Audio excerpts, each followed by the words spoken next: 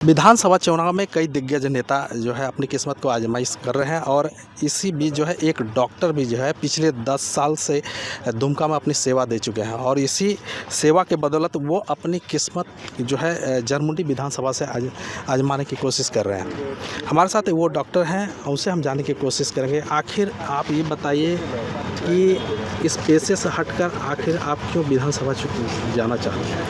मैं विधानसभा अपने लिए नहीं जाना चाहता हूँ। मैं चाहता हूं कि जनता जिस तरह से एक आधार के रूप में वोटर कार्ड और सिग्नेचर करके किसी नेता को वोट करता है और नेताजी अपने वादे पे उससे वोट लेता है, क्या वादे से 78 साल में समाज बदला है? 78 साल से जनता सिर्फ आश्वासन में ही वोट किया है, तो क्या आश्वासन में वोट लेना नेता के लिए सही है?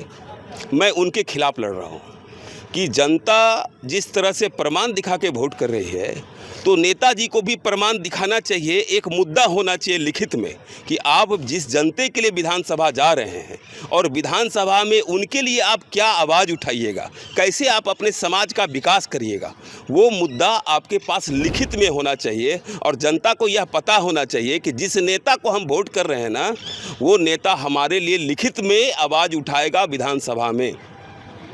क्या लगता है कि पिछले 78 साल से क्या इन इलाकों का विकास नहीं हुआ? कई मंत्री रहे, हर बार तो हर जो प्रत्याशी रहता है वो पिछले 5 साल का चुनाव का जो है ये वादा करते हैं जनता से कि आपके विकास करेंगे। ये क्या भरोसा है कि आप भी विकास कीजिएगा जब विधानसभा चुनाव? अगर आज विकास हुआ होता तो आपको क्या लगता है बेरोजगारी का लेवल बढ़ जाता? ये लोकतंत्र है, ये राजतंत्र नहीं है।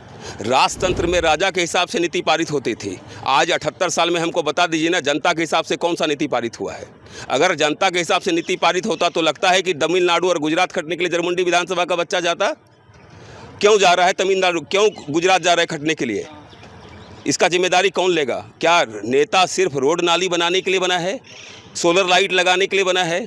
नवयुवक के लिए अगर 100 करोड़ रुपया आपको रोड और नाली बनाने के लिए खर्च कर सकते हैं, तो क्या बेरोजगारी दूर करने के लिए आप फैक्ट्रीज नहीं डाल सकते हैं?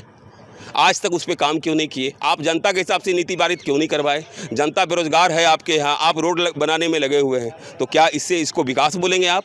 इसमें सिर्फ और सिर्फ एक आदमी का विकास है, वो है हमारे राजनेताओं का। नेता लोग सिर्फ अपने स्वार्थ के लिए नीति पारित करवाता है, जनता के हिसाब से नीति बन नहीं रहा है। अगर जनता के हिसाब से नीति पारित होता तो समाज का यह दुर्दशा नहीं होता और बेरोजगारी का लेवल इतना बढ़ता नहीं। क्योंकि आप पिछले 11 साल से दुमका में हैं और दांतों के लिए काम कर रहे हैं। कहते हैं कि दांतों में गंदगी जब फंसती है तो उसे निकालते हैं और दांतों को जो है ठीक करते हैं, अच्छा करते हैं। क्या मुद्दे होंगे जो जनता के ये गंदगी जो है साफ़ कर पाइए? क्या लगता है इस भीड़? मैं जनता से एक ही रिक्वेस्ट कर रहा हूँ कि इस बार अपने बच्चे के लिए, अपने समाज के लिए वोट करिए, जिससे आपका भला होगा। क्योंकि वादे में भला आपका नहीं होने जा रहा है, वादे में सिर्फ एक ही आदमी का भला होने जा रहा है, वो है आपके नेताजी। अगर अपना भला आप चाहते हैं तो स्वार्थी बनिए और अपने बारे में चिंता करिए और अपने बच्चे के भविष्य के बारे में चिंता करिए। क्या मुद्दे होंगे जो आप जनता को जो विश्वास दिला पाइएगा? मैं लिखित वादा करता हूँ जनता से कि मैं अगर इलेक्शन जीतता हूँ तो सबसे पहले बेरोजगारी पे काम करूंगा, उसके बाद स्वास्थ्य पे काम करूंगा और शिक्षा पे काम करूंगा, कृषि पे काम करूंगा, जो बेसिक्स रिक्वायरमेंट है एक जनता के लिए। तो ये थे राजेश रोशन जी। उन्होंने कहा कि चूँकि जो वादे जनता से हम करेंगे विधानसभा चुनाव जीतने के बाद वो निश्चित रूप से पूरी करेंगे और ये वादा सिर्फ कोरा नहीं बल्कि लिखित रूप से रहेगा। अब देखना यह है कि क्या आने वाले दिनों में ये विधानसभा चुनाव जीत पाते हैं या नहीं, या जीतने के बाद क्या उन जनताओं के वादा को पूरा कर पाते हैं कि नहीं, ये तो देखने वाली बात होगी। दुमका से विकास प्रसाद शाह, ABP न्यूज़।